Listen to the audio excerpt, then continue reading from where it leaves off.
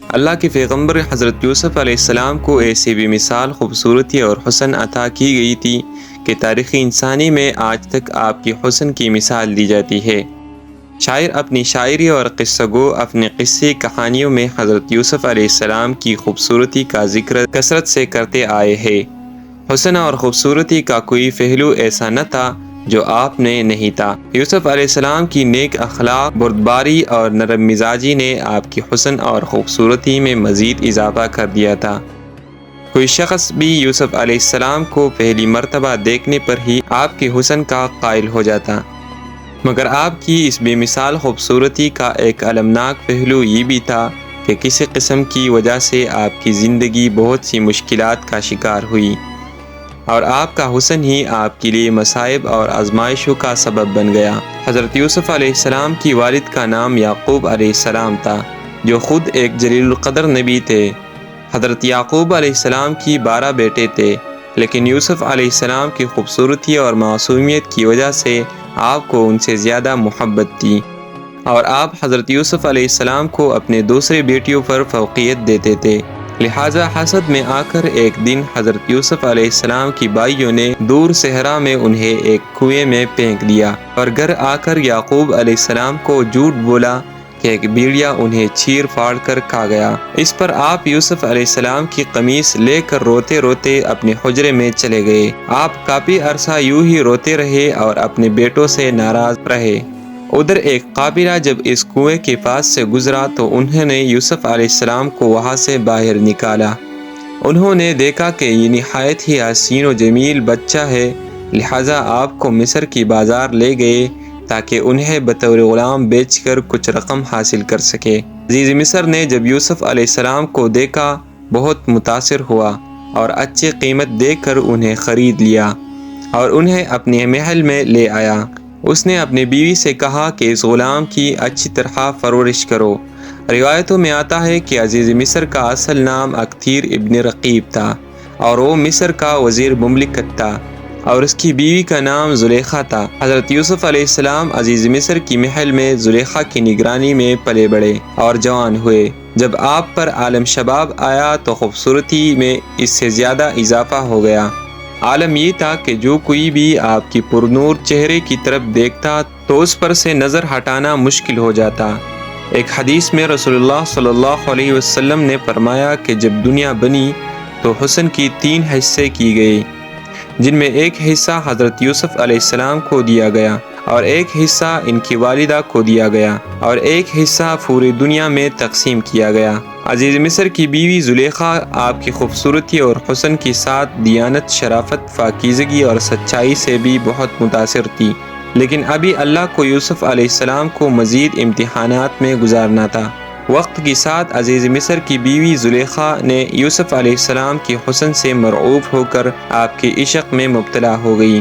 ایک دن زلیخا نے حضرت یوسف علیہ السلام کو اپنے خوابگاہ میں بلایا اور دروازے بند کر کے اپنے حرام خواہش کا اظہار کیا۔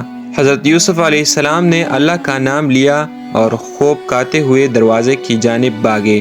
زلیخا انہیں پکڑنے کے لیے ان کے پیچھے دوڑی۔ ان کی قمیص کا پچھلا دامن ان کے ہاتھ میں آ گیا۔ جیسے اس نے اپنی طرف کھینچا تو وہ پھٹ گیا۔ حضرت یوسف علیہ السلام باہر نکلے تو سامنے عزیز مصر کھڑا تھا، پیچھے زلیخا بھی باہر آ گئی۔ اس نے شوہر کو دروازے پر کھڑا دیکھا تو معصوم بن گئی اور یوسف علیہ السلام پر الزام لگاتے ہوئے کہا، یوسف میرے ساتھ غلط ارادہ رکھتا ہے، لہٰذا اسے سخت سزا دی جائے۔ جب عزیز مصر نے یوسف علیہ السلام کی قمیص کو دیکھا تو وہ پیچھے سے پٹا ہوا تھا، جو اس بات کی دلیل تھی کہ یوسف علیہ السلام سچے ہے اور زلیخا کا ارادہ غلط تھا۔ وہی اللہ کی طرف سے ایک اور معجزہ سرزد ہو گیا اور محل میں موجود ایک دودھ پیتا ہوا شیرخوار بچہ اللہ کے حکم سے بول اٹھا اور اس نے گواہی دی کہ یوسف علیہ السلام پاک دامن اور سچے ہے۔ یوں عزیز مصر کے سامنے سچائی واضح ہو گئی، لیکن اپنی بیوی کی بدنامی کی خاطر وہ خاموش ہو گیا اور بات کو رفع دفع کیا۔ یہ واقعہ آہستہ آہستہ پورے شہر میں عام ہو گئی، لہٰذا مصر کے لوگوں نے زلیخا پر طعن و طنز کرنا شروع کر دیا کہ عزیز مصر کی بیوی خود اپنی ہی غلام کے عشق میں مبتلا ہو گئی۔ ان چرچوں سے تنگ آ کر زلیخا نے ایک بہت بڑی دعوت رکھی، جس میں شہر کی معزز خواتین کو کھانے پر دعوت دی۔ جب دعوت کا آغاز ہوا تو زلیخا نے تمام عورتوں کو ایک چوری اور پھل دے کر اسے کاٹنے کو کہا۔ جب وہ عورتیں پھل کاٹنے لگی تو اسی وقت زلیخا کے حکم سے یوسف علیہ السلام کو بلایا گیا۔ جیسے ہی ان عورتوں نے یوسف علیہ السلام کی حسن و جمال کو دیکھا تو مدہوش ہو گئی اور پھل کی جگہ اپنی انگلیاں کاٹ لی۔ لہٰذا اس کے ذریعے زلیخا نے جاننے کی کوشش کی کہ آخر وہ کیوں یوسف علیہ السلام کی عشق میں مبتلا ہے۔ آخر ایسے خوبصورت نوجوان جسے دیکھ کر عورتیں اپنی انگلیاں کاٹ لے، اس پر دل آ جانا کوئی حیرت کی بات نہیں ہے۔ اس واقعے کے بعد ہر دن کوئی نہ کوئی عورت یوسف علیہ السلام سے رابطے کی درخواست کر دیتی تھی۔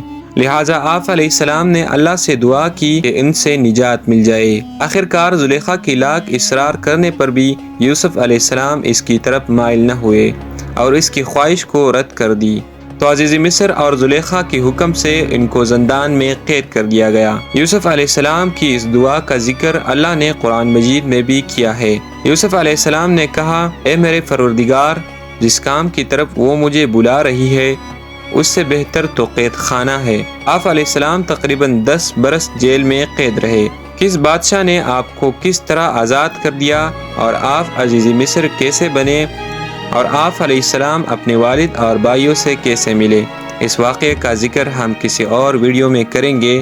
فی الحال اس ویڈیو میں یہ پیغام ہے کہ اللہ کے نبی یوسف علیہ السلام نے اپنا اور اللہ کی نافرمانی سے بچنے کی خاطر کتنی مشکلات کا سامنا کیا اور قید و بند کی مصیبتیں جھیلی۔